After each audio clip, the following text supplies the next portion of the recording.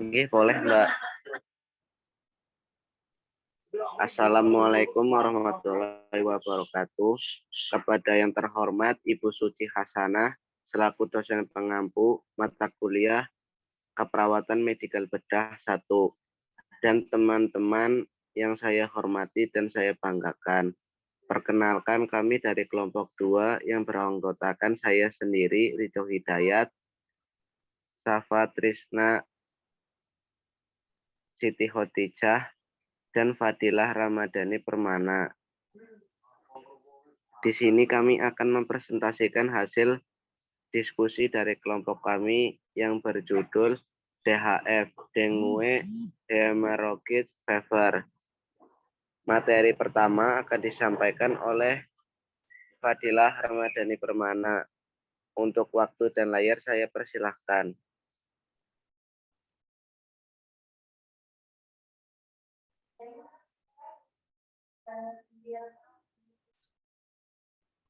Definisi dari DHF. DHF atau disebut dengan dengue hemorrhagic fever merupakan penyakit infeksi virus akut yang disebabkan oleh virus dengue yang tergolong arthropod bornevirus, genus Flavivirus, famili Flaviviridae. DHF ditularkan melalui gigitan nyamuk Aedes spp, Aedes aegypti, dan Aedes albopictus merupakan faktor utama penyakit dari DHF.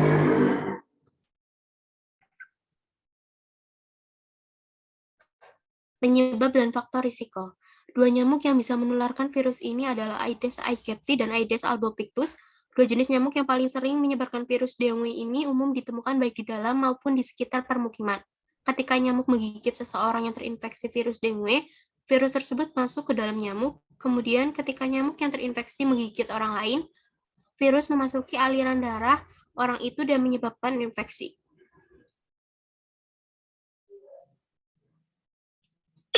Faktor resiko terjadinya DHF ada 5. Yang pertama, adanya musim hujan yang sangat lama atau berkepanjangan.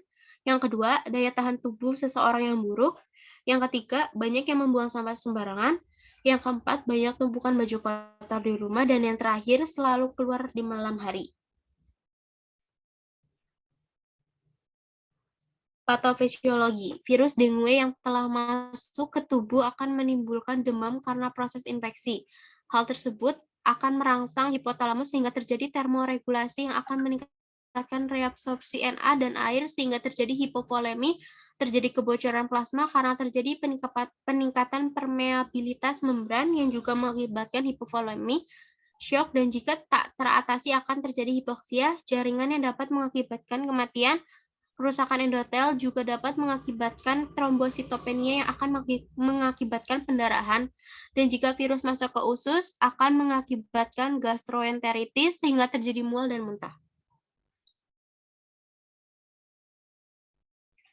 Manifestasi klinis, dengue harus dicurigai bila demam tinggi 140 dengue harus dicurigai bila demam tinggi 40 derajat Celcius disertai dengan 2 dari gejala berikut: sakit kepala parah, nyeri di belakang mata, nyeri otot dan sendi, mual, muntah, pembekakan kelenjar atau ruam. Gejala biasanya berlangsung selama 2-7 hari. Setelah masa inkubasi 4-10 hari setelah gigitan dari nyamuk yang terinfeksi.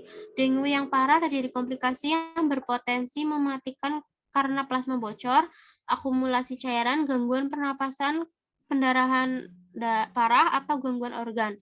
Tanda-tanda peringatan terjadi 3-7 hari setelah gejala pertama dalam hubungannya dengan penurunan suhu di bawah 38 derajat Celcius, meliputi sakit parah perut, muntah terus-menerus, napas cepat, gusi berdarah, kelelahan, kegelisahan, dan darah di muntah. 24-48 jam berikutnya dari tahap kritis dapat mematikan. Selanjutnya akan dibacakan oleh Mbak Syafa Trisna Anissa Wibowo.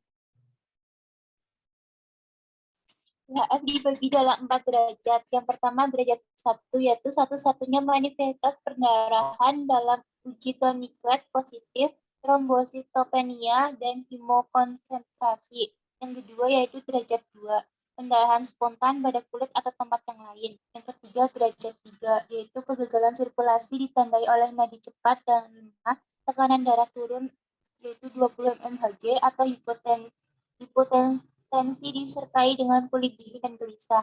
Yang keempat, derajat 4, yaitu kegagalan sirkulasi, nadi tidak teraba, dan tekanan darah tidak terukur.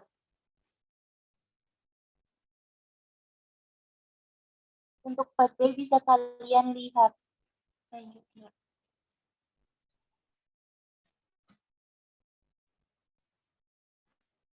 Untuk pemeriksaan penunjang itu ada 5. Yang pertama, darah.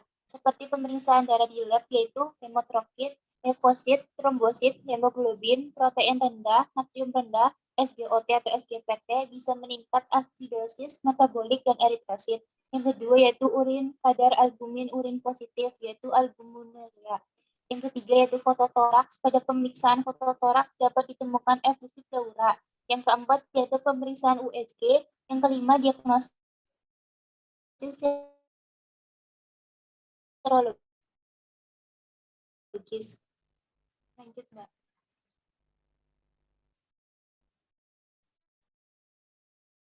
Tata laksana DHF medis, yaitu pasien mengalami demam tinggi, mengalami shock, segera dipasang infus sebagai pengganti cairan hilang akibat kebocoran plasma dengan diberikan cairan sesuai rekomendasi WHO.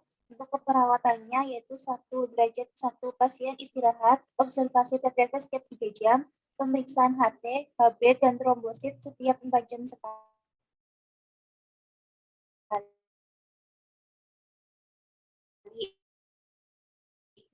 Dipasang infus. Bila keadaan pasien sangat lemah, sering dipasang pada 2 tempat karena dalam keadaan rentan, walaupun klem dibuka, tetesan infus tetap tidak lancar, maka jika 2 tempat akan membantu memperlancar. Yang ketiga, derajat 3 dan 4.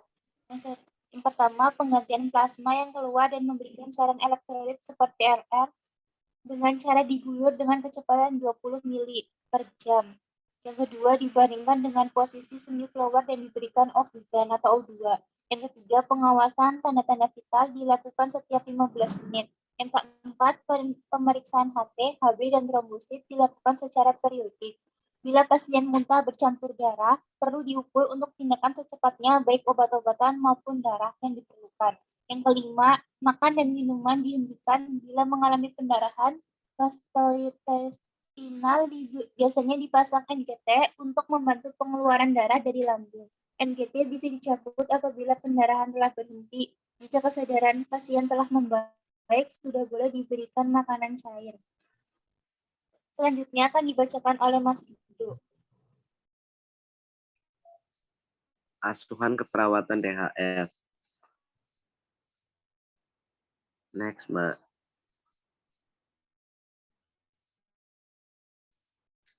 Meliputi pengkajian identitas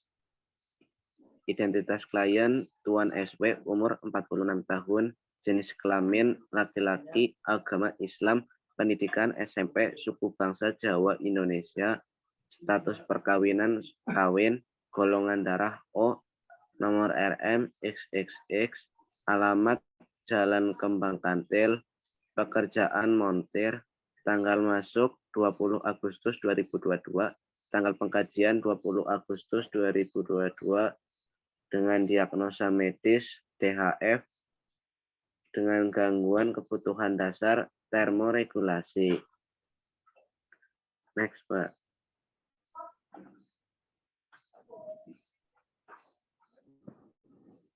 Identitas penanggung jawab. Nama Nyonya SM, umur 43 tahun, jenis kelamin perempuan, agama Islam, pendidikan SMP, pekerjaan ibu rumah tangga, suku bangsa Jawa Indonesia, hubungan dengan klien yaitu istri, alamat Jalan Kembang Kantil.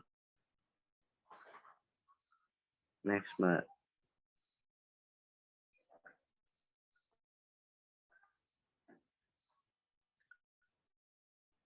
Untuk riwayat utama yaitu demam, pusing, mual, dan badan pegel-pegel dalam kurung menggigil. Yang kedua, riwayat penyakit sekarang. Pasien mengatakan sudah 5 hari demam, tidak turun-turun, dicampur badan pegel-pegel menggigil. Yang ketiga, riwayat penyakit dahulu. Pasien mengatakan bahwa tidak mempunyai riwayat penyakit. Yang keempat, riwayat penyakit keluarga. Keluarga pasien mengatakan pernah demam, tapi tidak mempunyai penyakit menular. Lanjut, Mbak. Untuk poin yang keempat, yaitu tinjauan per sistem head to toe. 1. Keadaan umum. Badan pasien terasa demam. 2. Tanda-tanda vital. Tekanan darah 145/75 mmHg, nadi 80 kali per menit, respirasi 20 kali per menit, SpO2 98%.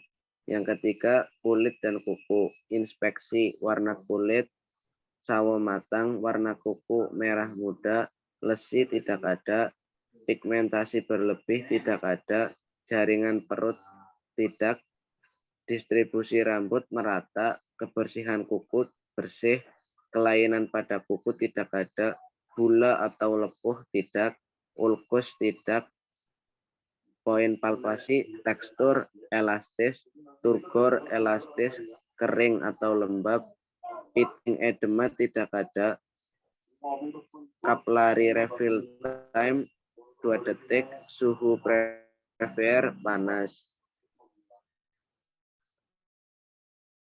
Lanjut, Mbak. Kepala inspeksi, bentuk kepala yaitu mostohepal, kebersihan bersih, warna rambut hitam, kulit kepala bersih, distribusi rambut merata, kerontokan rambut tidak, benjolan kepala tidak ada. Temuan keluhan lainnya yaitu pusing, palpasi, nyeri kepala, ya. Temuan keluhan lainnya tidak ada. Lanjut, Mbak. Untuk pola aktivitas sehari-harinya, pola istirahat tidur, jumlah waktu tidur saat di rumah lebih dari 6 jam, saat di rumah sakit kurang dari 6 jam. Gangguan tidur, saat di rumah tidak ada gangguan, saat di rumah sakit sulit mengawali. Keluhan lainnya yaitu saat di rumah tidak ada, saat di rumah sakit sulit tidur dikarenakan badan pegel-pegel. Data psikologis, sosial, dan spiritual. Data psikologis, status emosi pasien tampak lemas dan gelisah. Gaya komunikasi, pasien tidak menggunakan bahasa isyarat. Pola pertahanan, pasien mengatasi mekanisme demam dengan memakai pakaian yang tipis. Data sosial, pasien merespon setiap orang yang mengajak berkomunikasi. Terapi obat. Pasien terpasang infus RL dosis 30 TPM. Infus paracetamol, injeksi ranitidin. Lanjut, Mbak. Untuk data penunjangnya, jenis pemeriksaan hematokrit dengan hasil 38,5. Hemoglobin 12,8. Leukosit 2.300, trombosit 74.000, imunoserologi Salmonella tipi IgM negatif, dengue fever test, dengue IgG dengan hasil positif, dengue IgM negatif. Lanjut, Mbak.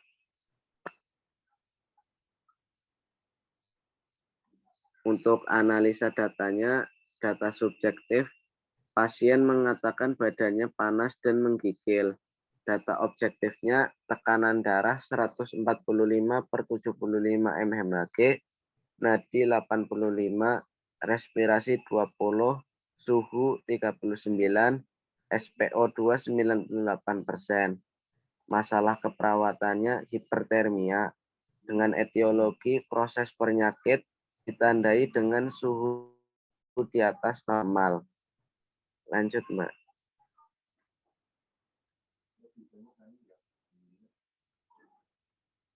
Untuk diagnosis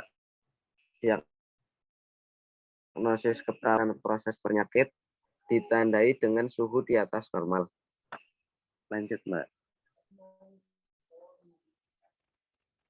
Intervensi keperawatan SLKI setelah dilakukan tindakan keperawatan selama 3 kali 24 jam diharapkan termoregulasi membaik dengan kriteria hasil, menggigil cukup menurun, suhu tubuh membaik, tekanan darah membaik. Psiki, manajemen hipertermia, observasi, identifikasi penyebab hipertermia, monitor suhu tubuh, sediakan lingkungan yang dingin, terapeutik, sediakan lingkungan yang dingin, longgarkan atau lepaskan pakaian, berikan cairan oral, edukasi, anjurkan tirah baring, kolaborasi pemberian cairan dan elektrolit intravena. Lanjut, Mbak.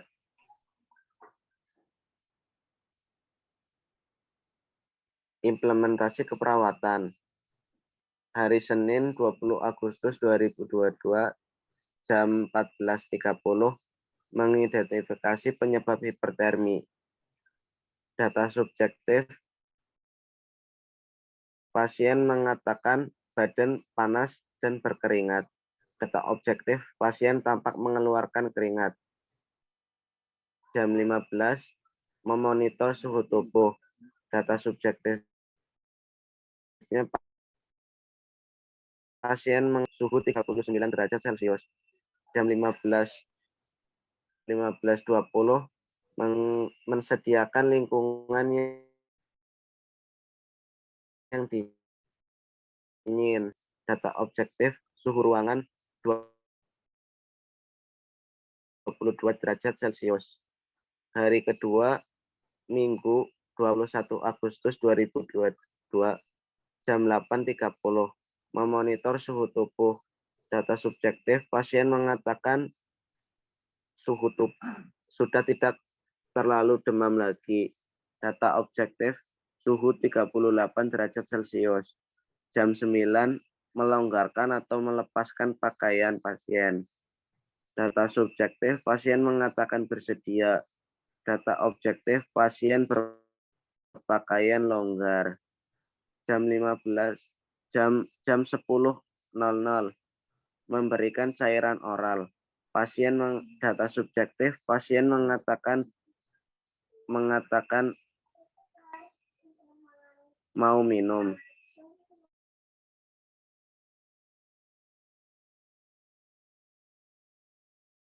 Pasien meminum. Hari ketiga, Senin 22 Agustus 2022, jam 15.00, memonitor suhu tubuh. Data subjektif, pasien mengatakan sudah tidak terlalu demam lagi. Data objektif, kolaborasi pemberian cairan dan elektrolit. Data subjektif, pasien mengatakan bersedia. Data objektifnya, pasien terpasang infus RL. Lanjut, Mbak. Evaluasi keperawatan. Senin 22 Agustus 2022. Subjektifnya, pasien mengatakan sudah tidak demam. Objektif, tekanan darah 130/80 mmHg, nadi 90 kali per menit, suhu 37,4 derajat Celcius, respirasi 20 kali per menit, SpO2 98%. A. Masalah teratasi dengan kriteria hasil, menggigil cukup menurun, suhu tubuh membaik, suhu kulit membaik, tekanan darah membaik. P. Hentikan intervensi. Lanjut, Mbak.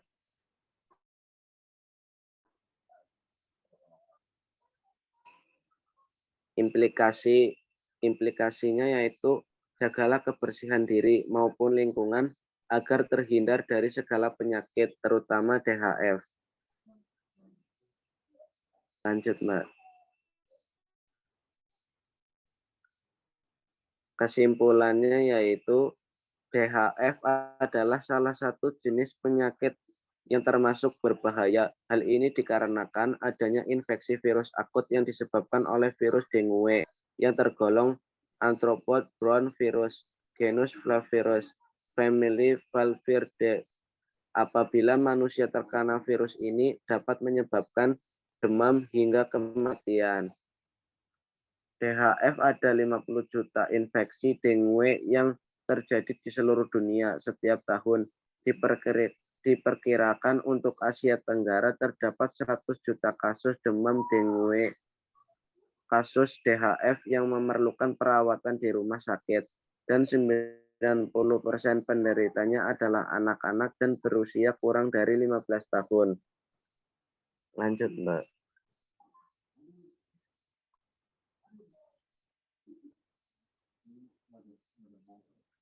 Untuk materi selanjutnya akan disampaikan oleh Mbak Siti. Selanjutnya yaitu saran. Yang pertama, mengulas bak mandi seminggu sekali. Yang kedua, bersihkan juga wadah penampung air lainnya. Yang ketiga, pasang kasa dan kelambu nyamuk. Yang keempat, jangan menumpuk atau menggantung baju terlalu lama. Yang kelima, gunakan lotion atau krim anti nyamuk. Yang keenam, gunakan pakaian tertutup saat keluar rumah. Selanjutnya,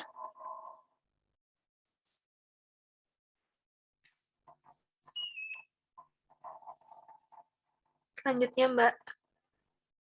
Ini untuk hasil dokumentasinya. Selanjutnya, Mbak. Ya, sekian dari kelompok kami. Apabila ada kesalahan, kami mohon maaf. Wassalamualaikum warahmatullahi wabarakatuh. Waalaikumsalam Waalaikumsalam warahmatullahi wabarakatuh.